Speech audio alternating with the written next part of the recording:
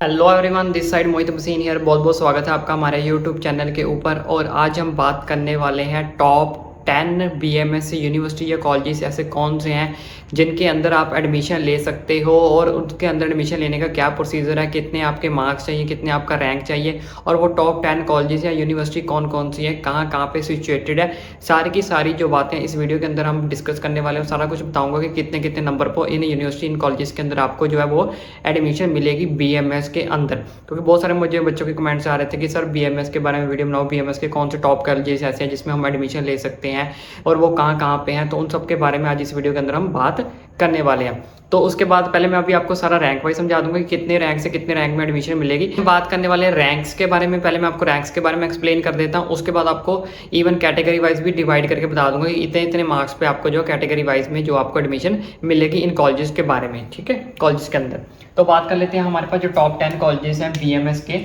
ठीक है, ये सारे के सारे आपके गवर्नमेंट कॉलेजेस होंगे, टॉप यू कॉलेजेस है। इनके अंदर आपको नीट का जो क्वालिफाई मार्क्स करना ही पड़ेगा। ठीक है, ऐसा मत सोचना कि ये प्राइवेट की है, ये प्राइवेट नहीं है, ये गवर्नमेंट है सारे, और टॉप कॉलेजेस हैं। तो चलिए बात कर लेते हैं। हमारे पास सबसे पहला जो कॉलेज है आयुर्वेदिक एंड यूनानी तिब्बा कॉलेज, जो सबसे पहले नंबर पे आयुर्वेदिक एंड यूनानी तिब्बा कॉलेज, जो कि करोल बाग में है दिल्ली में। तो यहाँ पे आपका जो ओपनिंग रैंक है वो है 20,000। ठीक है, और क्लोजिंग रैंक है 23,000। यानी कि जिन बच्चों का रैंक 20,000 से 23,000 के बीच में है वो सारे के सारे सेफ है, उनको इस कॉलेज के अंदर एडमिशन मिल जाएगी। ठीक है, 20,000 से जिनका नीचे 17,000 18,000 उनको तो मिल ही जाएगी, ये चीज़ भी मैं क्लियर कर देता हूँ। लेकिन जिन बच्चों का 20,000 से 23,000 के बीच में रैंक आ रहा है वो जो बच्चे हैं इस कॉलेज के अंदर उनको एडमिशन जो है वो मिल जाएगी। लेकिन ये एडमिशन मिलेगी कैसे, वो भी प्रोसीजर पहले क्लियर कर देता हूँ। ये सारे के सारे जो कॉलेजेज हैं ये आयुष काउंसलिंग के ऊपर है। मैंने इसके ऊपर एक वीडियो बनाई हुई थी जिसमें मैंने आपको बताया था कि बीएमएस बीएचएम बीबीएससी ये सारे के सारे जो आयुष काउंसलिंग के अंदर आते हैं। तो आयुष काउंसलिंग आपको पहले फिल करनी पड़ेगी। ठीक है, अगर आपको उसका प्रोसीजर नहीं पता तो मुझे नीचे कमेंट करके बता देना, मैं उसकी भी एक सेपरेट से वीडियो बना दूंगा। ठीक है, तो सेकंड नंबर पे हमारे पास है नेशनल इंस्टीट्यूट ऑफ आयुर्वेदा। ये जो है ये पड़ता है जयपुर में राजस्थान के अंदर। यहाँ पे भी आपको 20,000 से 24,000, 20,000 से इनका जो ओपनिंग रैंक है 20,000, जो क्लोजिंग रैंक है 24,000, मतलब 20 से 24 के अंदर अंदर आपको जो वो एडमिशन मिल जाएगी। ये सारा का सारा जो डाटा है मैंने 3-4 पिछली जो कट ऑफ गई हैं उनके बिहाफ पे देख के बनाया है। तो उस बिहाफ के ऊपर मैंने इन चीज़ों को रखा कि 20,000 से जो 24,000 के बीच में जिन बच्चों का रैंक है वो अपने आप को सेफ समझे, वो इसके अंदर एडमिशन ले सकते हैं। बाकी अगेन रिपीट कर रहा हूँ कि जिन बच्चों को 20,000 से नीचे है उनको तो वो तो सिक्योर है ही है। लेकिन जो बच्चे अपने आप को समझते थे कि मैं सिक्योर हूँ या नहीं हूँ, उनके लिए मैंने एक छोटा सा डाटा ये प्रिपेयर किया है कि अगर रैंक आपका 20,000 से 24,000 के बीच में है तो आपको राजस्थान के अंदर जो है नेशनल इंस्टीट्यूट ऑफ आयुर्वेदा के अंदर एडमिशन मिल सकती है।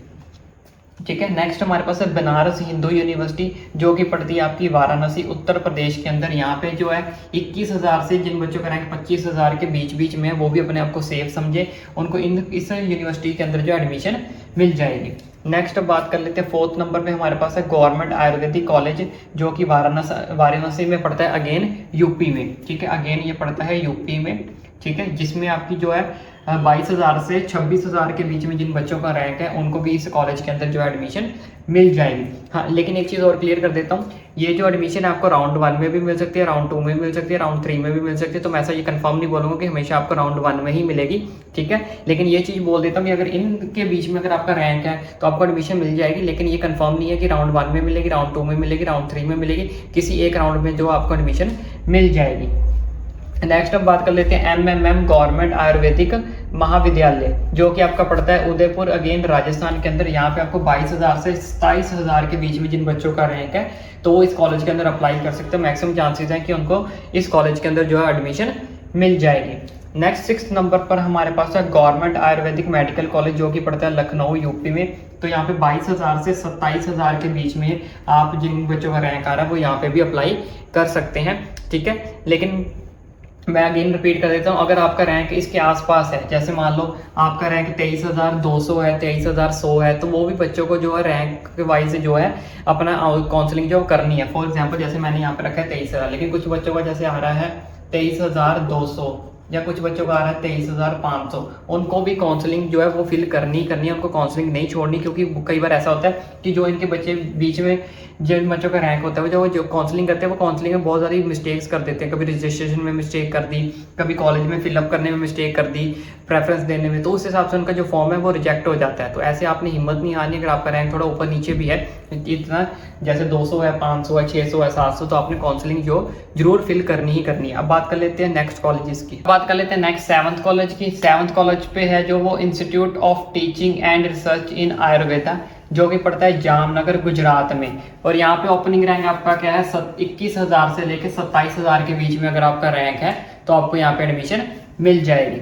नेक्स्ट है CH ब्रह्म प्रकाश आयुर्वेद, जो पड़ता है नजाफगढ़ न्यू दिल्ली के अंदर, और यहाँ पे जो ओपनिंग रैंक है 24,000, क्लोजिंग रैंक है 29,000। ठीक है, 24,000 से 29,000 के बीच बीच में, तो आपको यहाँ पे चांसेस हैं कि आपको यहाँ पे एडमिशन मिल जाएगी। नेक्स्ट बात कर लेते हैं श्री लाल बहादुर शास्त्री गवर्नमेंट आयुर्वेदिक कॉलेज, जो कि पड़ता है उत्तर प्रदेश के अंदर। 25,000 से लेकर 30,000 के बीच बीच में यहाँ पे आपको एडमिशन मिल जाएगी, जिनका रैंक यहाँ पे एग्जिस्ट करता है। Shri Krishna government Ayurvedic college last 10th number पे है, कुरुक्षेत्र हरियाणा के अंदर पड़ता है, और यहाँ पे ओपनिंग रैंक है 27,000, क्लोजिंग रैंक है 31,000। ठीक है, तो इनके बीच में जिन बच्चों का रैंक लाई करता है वो यहाँ पे अप्लाई कर सकते हैं। अगेन दोबारा चीज रिपीट कर रहा हूँ कि हर बच्चे ने जो है वो काउंसलिंग करनी ही करनी है, किसी भी बच्चे ने काउंसलिंग को छोड़ना नहीं है। जितना भी मैंने आपको रैंक बताया, यहाँ से अगर आपका 100, 200, 500 भी अगर आपका ऊपर नीचे है तो आपने काउंसलिंग करनी ही करनी है, काउंसलिंग को स्किप नहीं करना है। और ये कॉलेजेस आपको कैसे मिलेंगे, आपने दोनों काउंसलिंग करनी है, AIQ वाली भी करनी है और दूसरी स्टेट वाली भी करनी है, सारी की सारी काउंसलिंग करनी है। लेकिन ये सारा जो आपको प्रोसीजर है वो आपको मिलेगा आयुष काउंसलिंग, यानी कि आपको आयुष जो काउंसलिंग है वो भी करनी है। अगर ऑल इंडिया लेवल पे हो तो होती नहीं है। ठीक है, तो अगर आपको इसके अलावा कोई और स्टेट काउंसलिंग, क्योंकि मैंने जैसे लास्ट वीडियो में बताया था कुछ स्टेट की काउंसलिंग डिफरेंट भी होती है, अलग अलग वाइज भी होती है, तो वो भी आपने फिल आउट करनी है। ठीक है, इसके अलावा मैं आपको बता देता हूं कि अगर आपने कैटेगरी वाइज जाना है तो मैं आपको कैटेगरी वाइज भी समझा देता हूं कि कैटेगरी वाइज कितने नंबर होने चाहिए, तब आपको जो एडमिशन के लिए आप एलिजिबल हो BMS के अंदर, गवर्नमेंट के अंदर। अभी मैंने आपको टॉप 10 कॉलेजेस के बारे में बताया, लेकिन उसमें अभी मुझे पता है कुछ बच्चों के मन में ये डाउट चल रहा होगा कि सर इसमें इतना जो रैंक है वो इतना कम क्यों रखा हुआ है, 20,000, 25,000, 30,000 की इतनी हाई जो जाती है कट ऑफ, क्या BMS की एडमिशन के लिए हमें 20,000, 25,000 या 30,000 रैंक की जरूरत पड़ेगी।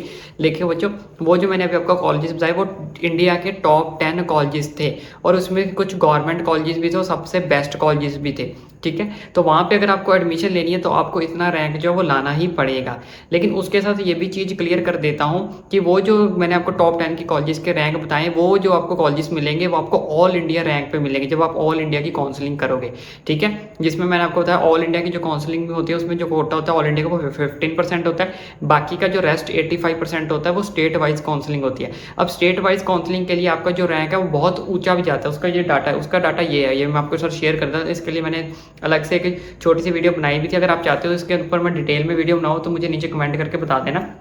दोबारा रिपीट कर रहा हूँ, जो भी मैंने आपको टॉप 10 कॉलेजेस के बारे में बताया है वो उसका जो काउंसलिंग है वो ऑल इंडिया लेवल पे होती है। ऑल इंडिया लेवल पे होने की वजह से वहाँ की जो कट ऑफ है वो बहुत ज़्यादा हाई जाती है, 20,000, 22,000, 23,000, 25,000 ऐसा रैंक जो है वो वहाँ पे मांगा जाता है। लेकिन अगर आपको कम रैंक पे BMS करनी है तब भी आप कर सकते हो, लेकिन उसके लिए आपको आयुष काउंसलिंग करनी पड़ेगी, और आयुष काउंसलिंग जो होती है वो स्टेट वाइज काउंसलिंग करवाता है, और उसमें आपको कितने नंबर्स लाने पड़ेंगे वो मैं यहाँ पे शेयर कर रहा हूँ। ठीक है, जनरल कैटेगरी के लिए लास्ट ईयर की ये कट ऑफ है, ये पहले बता देता हूँ, ये 2022 की जो है कट ऑफ है, तो इसी हिसाब से मैं आपको बता देता हूँ कि 2023 में क्या रहेगी, वो भी बताऊंगा, सब कुछ बताऊंगा। जनरल कैटेगरी के लिए लास्ट टाइम जो क्लोजिंग रैंक था 87,619 पे जो है 495 मार्क्स पे जो आपको BMS की सीट मिली किसमें थी, आयुष काउंसलिंग में। ये सारी किसमें, आयुष काउंसलिंग, ये आयुष काउंसलिंग आपको जो करनी पड़ेगी। आयुष काउंसलिंग के बारे में अगर आपको प्रोसेस नहीं पता कैसे करनी है तो नीचे कमेंट करके बता देना, #आयुष लिख देना।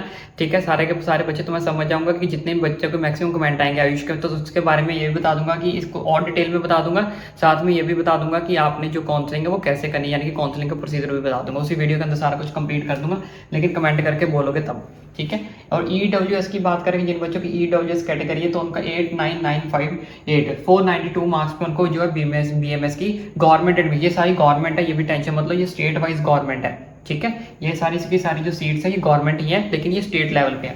उसके बाद OBC 88422 जिनका ये रैंक आया था 494 मार्क्स पे लास्ट ईयर रैंक था, ठीक है। SC की बात करें तो 3239509 352 मार्क्स पे उनको जो है BMS की गवर्नमेंट के अंदर सीट अलॉट हो गई थी। ST की बात करें 571864 180 मार्क्स पे आपको जो गवर्नमेंट की सीट है वो अलॉट हो जाएगी। लेकिन इस साल की बात करें, इस साल क्या है, कुछ गवर्नमेंट कॉलेजेस इंक्रीज भी हुए हैं, मतलब कुछ गवर्नमेंट सीट्स इंक्रीज भी हुई है। तो यहाँ पे मैं लिख देता हूँ आपको, इसके लिए मैंने आपको ऑलरेडी वीडियो में बता दिया था कि 495 जो था कि इसके आपकी जो मैक्सिमम कट ऑफ है वो कहाँ तक जाने वाली है। अगर आपने वो वीडियो नहीं देखी है मैं आपको डिस्क्रिप्शन बॉक्स में लिंक दूंगा, आपने वो वीडियो जाके देखनी है, जिसमें आपको पता लग जाएगा कि 2003 की जो कट ऑफ है वो इस साल कहाँ तक जा सकती है। इससे आप खुद भी थोड़ा बहुत अंदाजा लगा सकते हो कि जैसे 495 मार्क्स है, अगर आपके इसमें 10-20 आगे पीछे नंबर है तो आप कहीं ना कहीं जो है एलिजिबल हो गवर्नमेंट सीट के लिए आयुष काउंसलिंग के अंदर। अगेन रिपीट कर रहा हूँ, आयुष काउंसलिंग हो चाहे स्टेट लेवल की हो या इंडिया लेवल की सारी काउंसलिंग जो आपको करनी ही करनी है, ठीक है। और इसके बारे में अगर आपको डिटेल में जानना है तो कमेंट करके बता देना, मैं और डिटेल में इसकी वीडियो बना दूंगा। बाकी यहाँ इसकी जो 2023 की कहाँ तक जा सकती है कट ऑफ, उसकी ऑलरेडी मैंने वीडियो बना दी है। अगर आपने वो वीडियो नहीं देखी है डिस्क्रिप्शन बॉक्स में लिंक जो दे दूंगा, वहाँ जाके वो वीडियो देख लेना। आयुष काउंसलिंग के बारे में जानना चाहते हो तो कमेंट करके बोल देना। आई होप आपको सारा का सारा प्रोसेस समझ आ गया हो। मेरी भी एक छोटी सी रिक्वेस्ट है कि चैनल को सब्सक्राइब जरूर करें। देखो बच्चों, हमें भी इतनी मेहनत लगती है, इतना सारा डाटा कलेक्ट करने, देखो इतनी गर्मी, इतना पसीना है, देखो ठीक है दिख रहा है इतना पसीना है, क्योंकि इतनी गर्मी है। गर्मी में बैठकर हम आपके लिए डाटा कलेक्ट कर रहे हैं, वीडियो बना रहे हैं। कुछ बच्चे सोच रहे होंगे कि सर फ़ैन चला लो, अब फ़ैन हम चला नहीं सकते, फ़ैन चलाएंगे तो बीच में नॉइज़ आएगी तो फिर आपको प्रोसेस सारा समझ नहीं आएगा। अब कुछ बच्चे सोच रहे होंगे कि सर AC चला लो, AC हमारे पास है नहीं, ठीक है। AC क्यों नहीं है? क्योंकि आप लोग चैनल सब्सक्राइब नहीं करते हो, वीडियो शेयर नहीं करते हो। वीडियो शेयर और चैनल सब्सक्राइब करते नहीं हो तो यूट्यूब हमें पैसा नहीं देता, तो पैसा नहीं देगा तो AC कहाँ से आएगा। तो इसलिए रिक्वेस्ट है कि चैनल को सब्सक्राइब करें और ज़्यादा से ज़्यादा वीडियो को शेयर ज़रूर करें।